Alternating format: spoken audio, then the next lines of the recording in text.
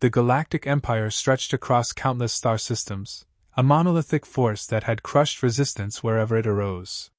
Its power was built on advanced technology, vast fleets of warships, and an unshakable belief in its superiority. For centuries, the Empire had expanded unopposed, absorbing or obliterating civilizations they deemed inferior. Their conquest had become routine, victories assured before a single shot was fired. When the Empire's probes stumbled upon Earth, they saw nothing worth fearing. Humanity, to them, was a young and fragile species. Biologically, humans appeared weak, smaller and less durable than the towering reptilian commanders of the Empire's armies. Their technological advancements were laughably behind, with no interstellar travel or advanced weaponry to speak of. A cursory review of Earth's defenses confirmed the Empire's assumptions. Humans were an easy target, another footnote in their endless expansion. The supreme commander of the Empire, a towering figure clad in ceremonial armor, reviewed the reports with a sneer. "They are ants," he declared to his council. "Their resistance will be brief, and their submission inevitable. Prepare the fleet. Earth shall fall before us." His confidence was absolute, his tone dismissive. To him, Earth was not a challenge but an inevitability, another insignificant planet waiting to kneel. News of the Empire's intentions reached the Galactic Council, a neutral assembly of advanced civilizations tasked with maintaining balance in the galaxy. The Council sent envoys to Earth, warning humanity of the impending invasion. "You face an enemy unlike any other," the envoy cautioned, his multi-eyed gaze somber. "Their fleets are vast, their weapons unmatched. No species has resisted them and survived." Earth's leaders convened in haste, their faces grim as they weighed their options. Surrender seemed the logical choice. Survival was better than annihilation. Yet, when the moment came to respond, humanity's representatives rejected submission outright. The statement they issued to the Empire was brief but chilling. "You might think you want war, but you don't understand what war means to us." The Empire received the message with confusion and anger. The Supreme Commander dismissed it as empty bravado. "They're posturing," he said, waving a clawed hand dismissively.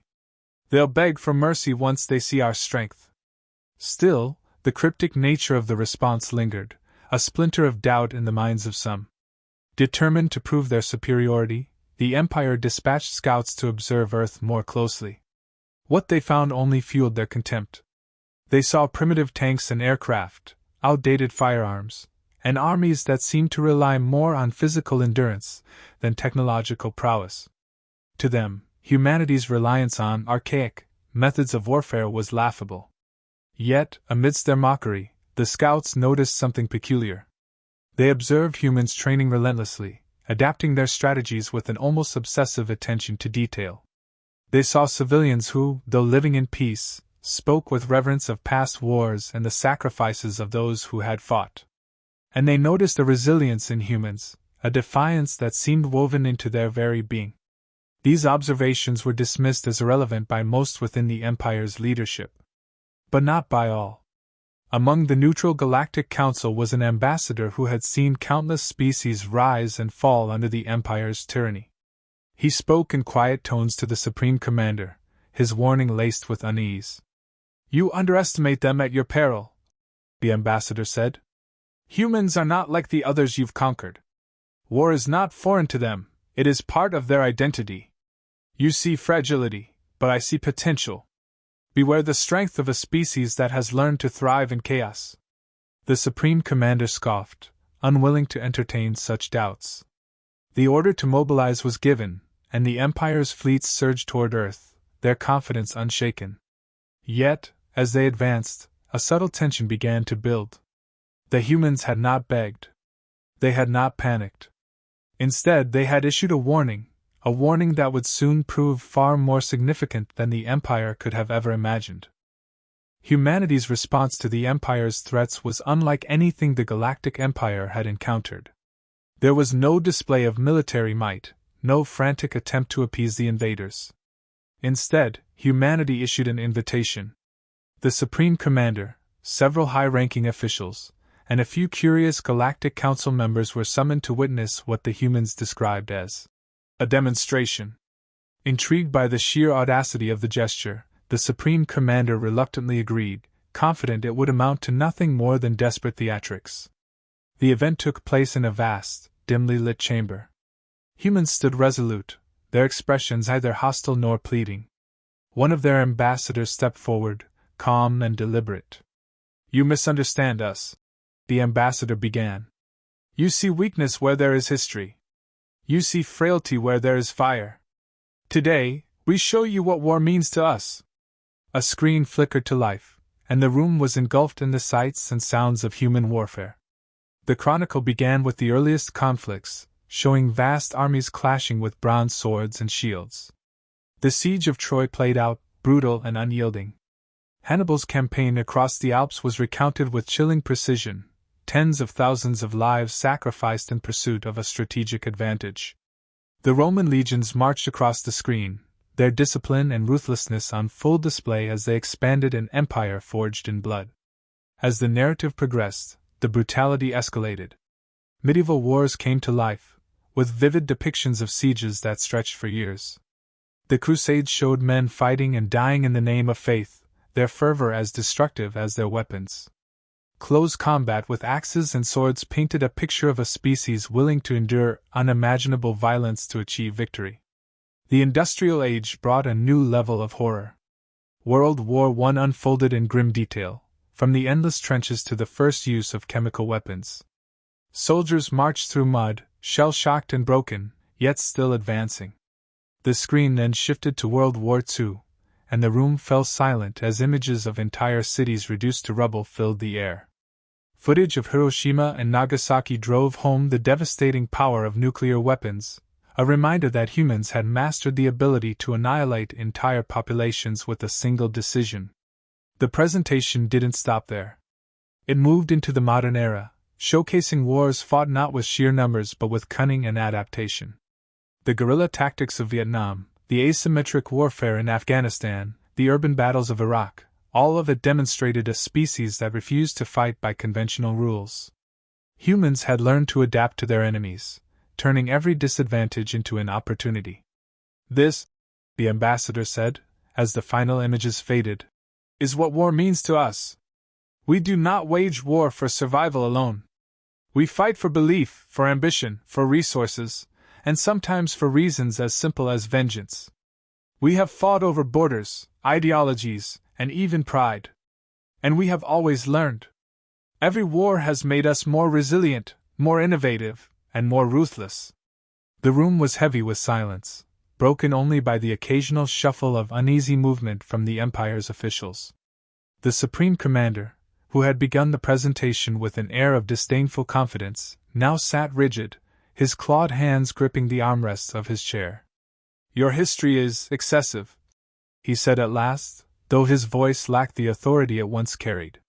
"You've only seen a glimpse," the ambassador replied, their tone measured. "War is not foreign to us. It is our shadow, following us through every era. We are shaped by it, driven by it. And if you bring war to us, know that we will endure it. We will adapt. And we will end it, on our terms." The Supreme Commander remained silent, but the unease in the room was palpable. Members of the Empire's Council exchanged nervous glances, their confidence shaken. They had believed humanity to be a species of fragile, primitive beings. What they had seen instead was a species honed by millennia of conflict, a species that had mastered the art of survival through destruction. The ambassador gave one final statement before stepping away. "We did not choose this history, but we have learned from it. If you still believe this war is one you want, then understand this: you will face the sum of all we have learned, and you will find no mercy." The room remained silent long after the humans departed. The Supreme Commander, for the first time in his long career, felt the weight of doubt pressing down on him. Humanity's next move was not to meet the Empire with fleets or armies, it was to get inside their heads. Across the galaxy, on every channel accessible to the Empire, humanity began broadcasting. The content was not solely about the violence of war, but about the unyielding human spirit. The broadcasts began with haunting images of devastation, cities turned to rubble, fields soaked with blood, and endless graveyards stretching to the horizon. But these images quickly transitioned to scenes of resilience, workers rebuilding those cities, communities rallying together, and soldiers refusing to abandon their posts even when hope seemed lost. A voice narrated over the images, calm and resolute. "We are not strangers to loss. We have known the taste of despair, the cost of survival. And yet we endure. When the world burns, we rebuild. When enemies rise, we adapt. No matter how many times we are struck down, we stand again. This is what it means to be human." The broadcasts highlighted not just survival but ingenuity. Archival footage of human innovation under pressure was shown, engineers working tirelessly to develop life-saving technology, medics risking their lives to save others on battlefields, and strategists devising plans that turned the tide of hopeless battles. Every story was chosen to demonstrate that, when faced with annihilation, humans became more than just survivors. They became relentless. One segment focused on humanity's underdog victories throughout history. The legend of David and Goliath was recounted, symbolizing humanity's ability to turn weakness into strength. Footage of small, ragtag armies defeating larger, more advanced foes throughout modern history reinforced this theme. "We are not the strongest," the voice continued, "but we are the most resourceful. When the odds are against us, that's when we are at our best." The propaganda didn't stop there. Humanity began subtly showcasing its current military innovations, not through threats, but through implications. They broadcast videos of adaptive technologies, drones swarming in synchronized movements, camouflage systems blending seamlessly into their surroundings, and defensive shields that flickered with energy. These glimpses were deliberate, carefully curated to plant seeds of doubt in the Empire's mind. In the background, humanity was also studying the Empire.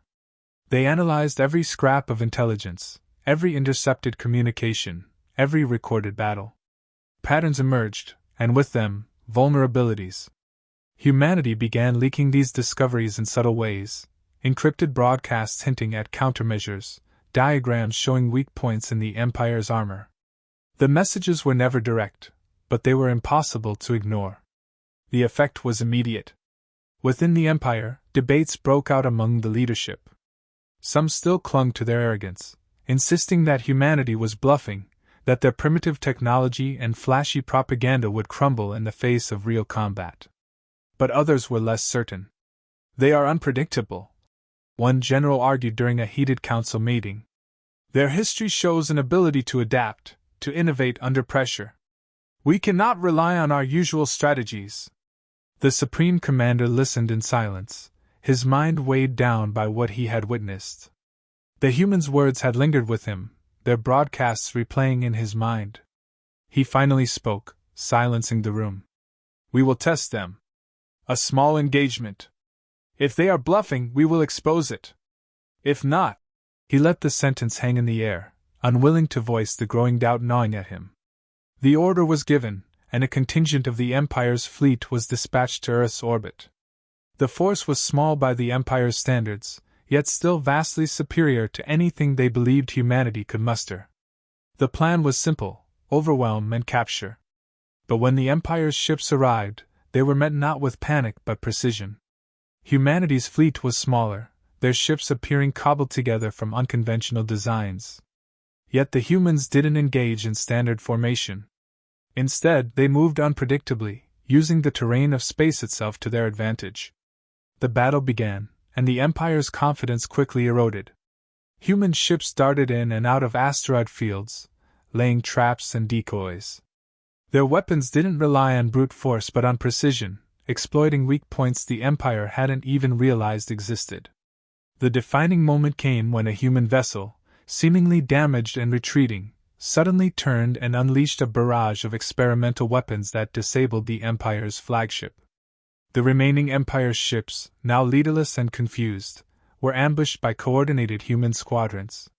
Within hours, the Empire's fleet was forced to retreat. It was a humiliation they had never experienced. Reports of the battle spread quickly, and morale within the Empire plummeted. Soldiers began to whisper doubts, and even the most loyal officers found themselves questioning the wisdom of the war. The Supreme Commander reviewed the battle reports in grim silence. The humans had not only outmaneuvered his fleet but had done so with a confidence that suggested this was only the beginning. For the first time, the Supreme Commander felt fear, not of humanity's strength, but of their relentless, unyielding determination. The Supreme Commander sat alone in his chambers, the weight of the recent defeat pressing heavily upon him. Reports of the failed skirmish continued to flood in, accompanied by murmurs of dissent within his ranks. For the first time, his once loyal generals openly questioned his leadership, their confidence shaken by humanity's unorthodox and devastating tactics. "How did this happen?" one of his advisors demanded during a heated council meeting. "They are supposed to be inferior. Yet they humiliated us." "They're unpredictable," another responded. "Their history should have warned us. These humans, they thrive in adversity. Every battle only sharpens them further." The Supreme Commander said nothing, his mind replaying humanity's words, asterisk. "You might think you want war, but you don't understand what war means to us." Asterisk. What had seemed like arrogance now felt like prophecy. He had dismissed humanity as weak, yet their warning had carried a chilling weight that was becoming impossible to ignore. His thoughts were interrupted by an incoming transmission. It was from the humans. The Galactic Council had arranged for one final communication before the Empire made its next move. The Supreme Commander accepted the call, his claws tightening around the armrests of his chair. The screen flickered to life, and the human ambassador appeared. They stood in a stark room, their expression calm but resolute. "You forced this war upon us," the ambassador began, "and we have shown restraint. But now we will show you why war is not something you want with humanity." The broadcast shifted to a chilling display of Earth's true capabilities. Humanity's nuclear arsenal was unveiled, missiles capable of obliterating entire cities, their destructive power unrivaled. Orbital defense systems were shown in action, intercepting simulated attacks with precision and speed.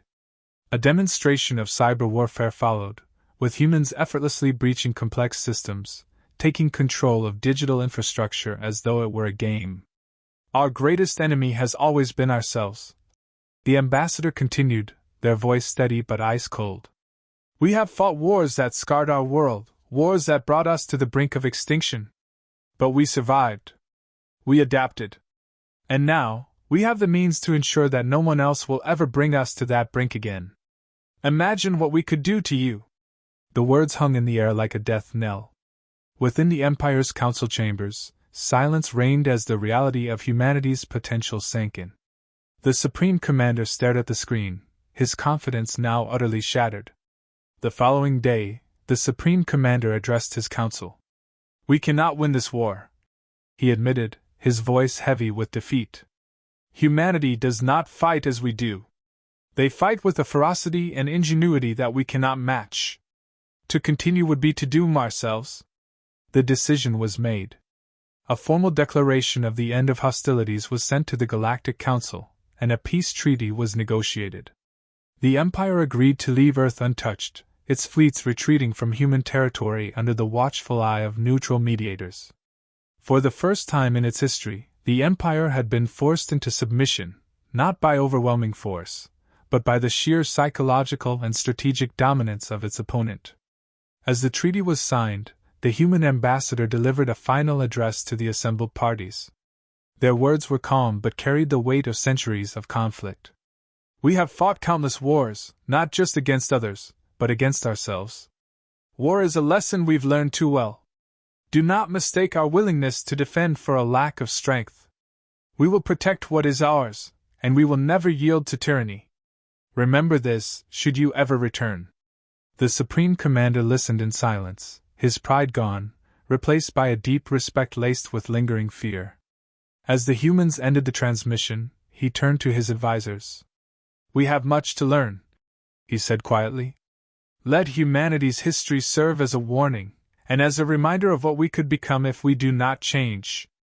In the days that followed, the Empire began to reform its conquest-driven policies. The memory of humanity's war history haunted them, a reminder of the cost of underestimating a species shaped by conflict. Back on Earth, humanity returned to its uneasy peace, aware that the galaxy now viewed them with a mix of fear, respect, and caution. Yet the humans remained unshaken. They had not sought war, but they had proven, once again, that when pushed to the edge, they were capable of facing any threat and emerging victorious.